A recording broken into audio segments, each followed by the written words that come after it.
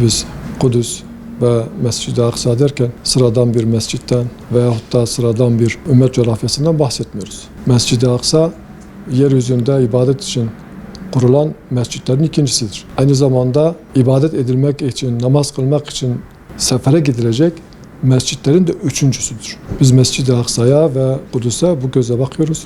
Bu sadece Filistinlerin davası değil, ümmetin ortak meselesidir. Bu nedenle her kim Kudüs meselesini, Mescid-i Aksa meselesini gündeme getirip ümmetin bunun üzerinde yoğunlaşmasını sağlarsa ümmet için güzel bir hizmet yapmış olacak.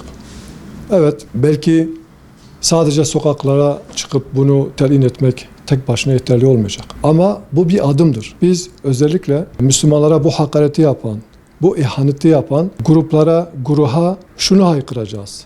Ümmet, Kudüs'ün, Mescid-i Aksa'nın Siyonistlerin çizmesi altında ezilmesine asla razı olmayacaktır. Biz özellikle bu etkinlikler vesilesiyle dünyaya bu mesajı vereceğiz ve dünyanın her yerinden Müslümanlar Kudüs'ün Müslümanların ortak sevdası olduğunu, Kudüs'ün Müslümanların ortak değeri olduğunu ilan edip haykırmamız lazım. Bu nedenle bu pazar günü Diyarbakır'da, İstanbul'da ve Sakarya'da yapılacak olan etkinliklere halkımızın çoluk çocuğunu alarak akın akın bu meydanlara gidip Kudüs'ün Müslümanların ortak malı ve sevdası olduğunu haykırmasını istiyoruz.